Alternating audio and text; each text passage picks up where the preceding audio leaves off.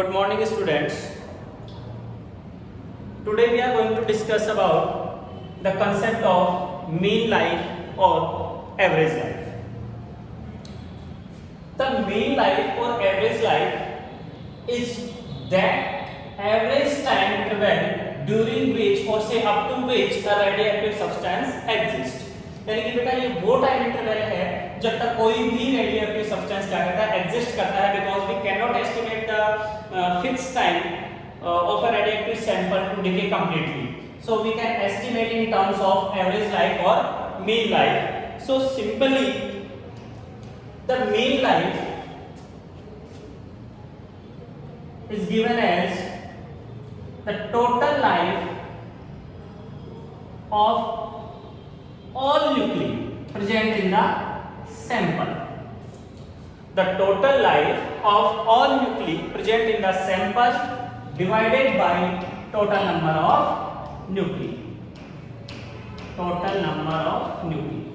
यानी कि बेटा एवरेज लाइफ कैलकुलेट करने का एक सिंपल सा मेथड अपने पास क्या है कि सर जितने भी सैंपल में रेडियोएक्टिव न्यूक्ली है रेडियोएक्टिव सब्सटेंस है उन सबकी लाइफ को ऐड कर दीजिए and total number of nuclei से उसको डिवाइड कर दीजिए. That will be mean life of that radioactive sample. So we are going to establish a relation between mean life and decay constant. बेटा हमें mean life और decay constant में एक relation establish करना है. तो देखिए सबसे पहले हम लोग कुछ एक assumptions assume करते हैं. Suppose NO are the undecayed nuclei present in the sample at time T is equal to 0. And not are the undecayed nuclei present in the sample at time T is equal to 0. And say N are the undecayed nuclei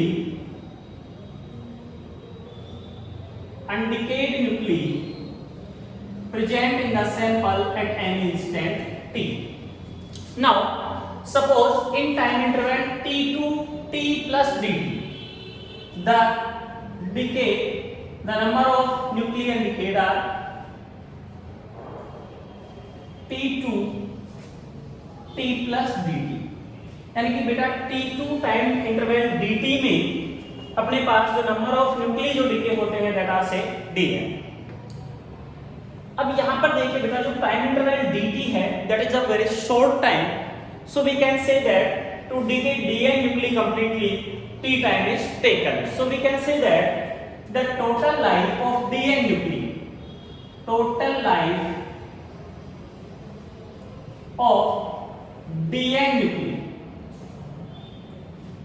would be equal to tdn.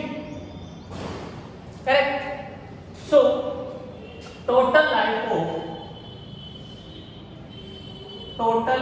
of n0 nuclei, because initially in the sample n0 nuclei exists, so we can integrate this term tdn up to limit 0 to n0. This is the total life of n0 nuclei. So first of all we have to calculate mean life of the sample. So the mean life tau will be equal to total life of n0 nuclei divided by total number of nuclei. So we can say that 0 to n0 tdn divided by n0 because total number of nuclei in the sample are n0. So we can say that tau would be equal to 1 by n0 integration 0 to n0 tdn. So this is equation number first. In this equation we have to put the value of dn. First of all we have to find out the value of dn.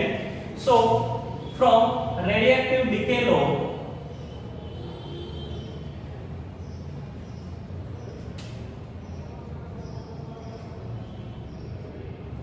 we have n is equal to n0 e raised to minus of lambda.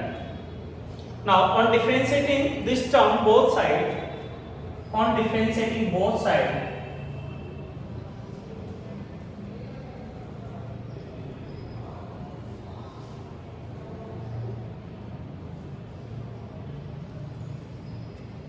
the differentiation of n will be dn. n out is a constant and differentiation of e raised to minus lambda t same, e raised to minus lambda t. Now differentiation of minus lambda t is minus lambda and differentiation of t is dt. So the differentiation of about term dn is equal to minus of lambda t e raised to power minus lambda t dt. Now suppose the magnitude of dn would be, but देखिए बेटा जब भी इसका magnitude ले रहे हैं तो ये पूरी वैल्यू क्या हो जाएगी आपकी positive, so that would be lambda n naught e raised to power minus lambda t dt. Now in this term the function is a time dependent function and in equation 1 the limits are in the form of number of nuclei, so we have to change the limits also in terms of time. बेटा यहाँ पर time का function है ये, तो हमें limits भी किसकी पुट करनी पड़ेगी, टाइम की लिमिट पुट करनी पड़ेगी. So changing the limits, changing the limits, limits को चेंज कर दीजिए बेटा. देखिए लिमिट्स को चेंज करेंगे तो क्या हो जाएगा आपका, initially when n is equal to n naught, initially n is equal to कितना है बेटा आपका n naught है, देन टाइम कितना है t is equal to 0 and when n is equal to 0, जब आपका n कितना हो जाएगा बेटा 0, then it will take infinity time, so time limit would be infinity. So our new limits are 0 to infinity. Now put these values in equation first. So from equation first we can write that tau would be 1 by n naught integration of t and बेटा dn की value क्या है, ये रही आपकी lambda n naught e raise to power minus lambda t dt and new limits are 0 to infinity. Correct. यहां पर देखिए बेटा लैम्डा एंड n नॉट क्या है, कांस्टेंट है, सो इनको बाहर रख दीजिए. So lambda n naught divided by n naught into integration of 0 to infinity t e raise to power minus lambda t dt. यहाँ से n नॉट से n नॉट कैंसिल आउट हो जाएगा बेटा, tau would be lambda integration of 0 to infinity t into e raise to power minus of lambda t dt. Correct. अब यहाँ पर देखिए बेटा अगर आप राजस्थान बोर्ड की बुक में सॉल्यूशन देखोगे तो वो डायरेक्टली इस वैल्यू को पूरी को इसको सॉल्व करके उसने लिख दिया 1 लैम्डा, क्योंकि इसका जो रिजल्ट आएगा टोटल वो आएगा 1 लैम्डा. ठीक है, लेकिन हमें इसको सोल्व करके देखना है कि एक्चुअल में इसका रिजल्ट आता क्या है. तो यहाँ पर देखिए बेटा ये दो फंक्शंस हैं, ये एक अलजेब्रिक फंक्शन है और ये है एक्सपोनेंशियल फंक्शन. तो पहले इनको इंटीग्रेट करने के लिए हमें दो फंक्शन का इंटीग्रेशन आना चाहिए. दो फंक्शन का इंटीग्रेशन के लिए क्या करेंगे, हमारे पास एक आइलेट के अकॉर्डिंग हम लोग इनमें फर्स्ट फंक्शन और सेकंड फंक्शन डिसाइड करेंगे. First of all inverse function यहाँ पर नहीं है, लॉगरिथम फंक्शन भी नहीं है, algebraic function. Yes sir, t is algebraic function, so this is first function. Trigonometric function नहीं है, is exponential function, so this would be second function. So there are two functions and we have to integrate these two functions. So tau would be equal to lambda as it is multiply by. देखिए बेटा जब भी दो function का integration आए तो क्या करेंगे, first function as it is, first function as it is, integration of second function. Second function का इंटीग्रेशन कितना हो जाएगा बेटा, e raise to minus lambda t का integration e raise to minus lambda t divided by minus lambda and limits are 0 to infinity minus integration differentiation of first function. तो बेटा first function का differentiation dt के respect में dt by dt 1, तो ये हो जाएगा, आप चाहो तो मैं लिख देता हूं dt by dt into t into integration of second function. Second function का integration e raise to power minus lambda t upon minus lambda, और ये इसके कंप्लीट इसका इंटीग्रेशन हमें करना है. अब यहाँ पर देखिए बेटा लिमिट पुट करिए t इंफिनिटी, ये 0 हो जाएगा तो 0 0 हो जाएगा पूरा, और ये भी 0 हो जाएगा क्योंकि 0 लिमिट आएगी तो this whole function goes to 0. Now tau would be equal to lambda into ये माइनस का है, ये देखिए dt बाई dt कितना हो गया 1, और ये माइनस माइनस प्लस और 1 बाई लैम्डा बाहर ले लीजिए, तो कितना बच जाएगा integration 0 to infinity e raise to power minus lambda t dt। Correct.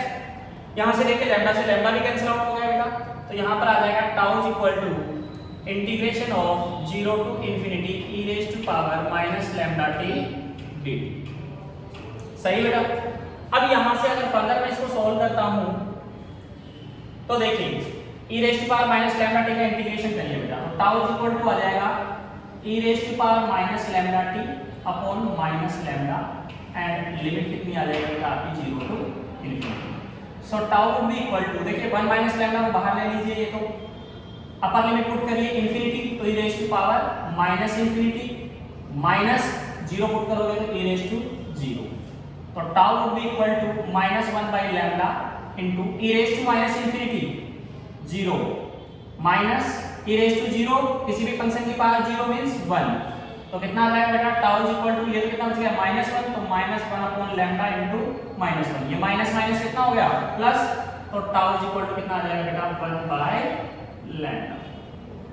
This is the relation between mean life and decay constant, और we can say that sir mean life is the reciprocal of decay constant. Correct. अब यहीं से देखिए इसको मैं थोड़ा सा और आपको सॉल्व करके और एक दो रिलेशन हम लोग यहां से कैलकुलेट करते हैं।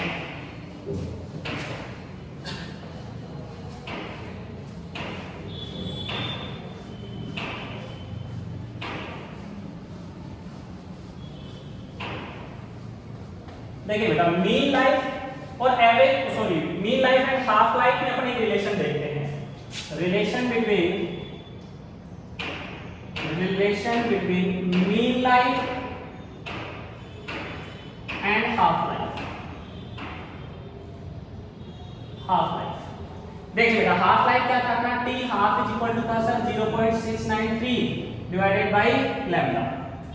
देखिए बेटा यहाँ पर 1 अपॉन लैम्डा की प्लेस पर मैं क्या पुट कर सकता हूँ tau, so we can say that sir t half is equal to 0.693 into tau, यानी कि सर जो आपकी हाफ लाइफ है वो मेन लाइफ की 0.693 टाइम्स ग्रेटर होती है, या 0.693 टाइम्स होती है, ठीक है। और दूसरे टर्म्स में मैं इसको रिप्रेजेंट करना चाहूँ तो tau is equal to t half divided by 0.693 भी लिख सकता हूँ, तो we can say that tau is equal to, इसकी वैल्यू आएगी बेटा 1.44 into t half, so we can say that sir the average life is 1.44 times of half life, the mean life would be equal to 1.44 times of half life। Correct. तो ये कुछ एक results हैं बेटा जो आपको डायरेक्टली याद रखनी है, हमारी न्यूमेरिकल्स में हेल्प करेंगे। अब जो नेक्स्ट जो आपका इसमें टॉपिक है बेटा, वो टॉपिक है आपका एक्टिविटी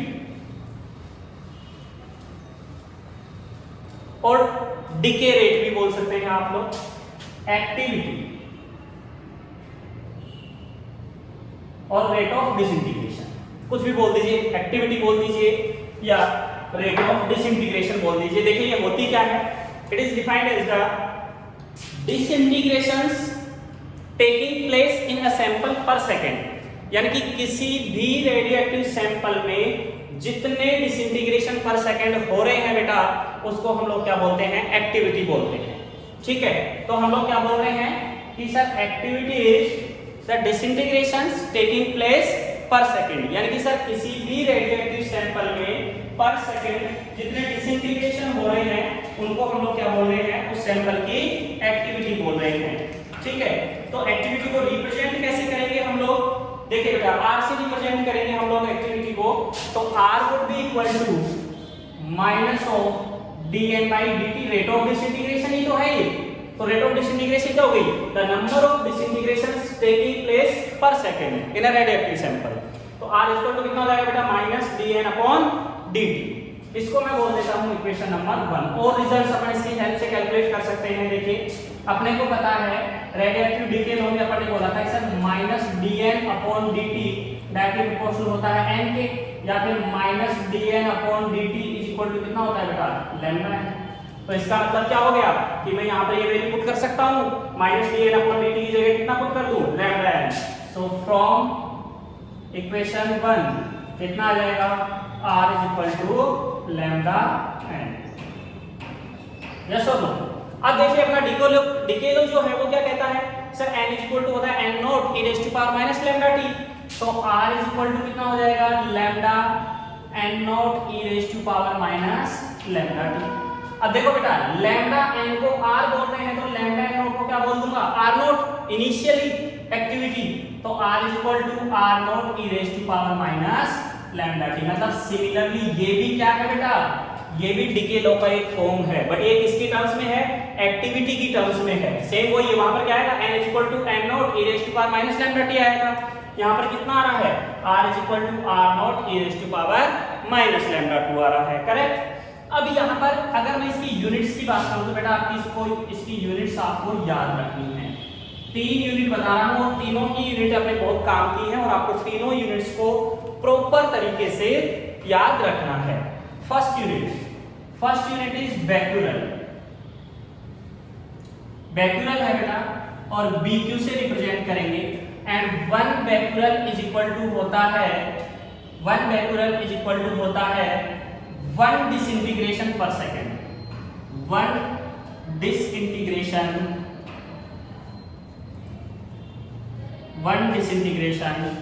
पर सेकेंड। यानी कि ये बेटा ऐसा ही यूनिट बोल सकते हैं, स्टैंडर्ड यूनिट बोल सकते हैं अपन एक्टिविटी की, कि भाई यूनिट तो क्या हो जाएगी, डिसइंटीग्रेशन पर सेकेंड हो जाएगी सर।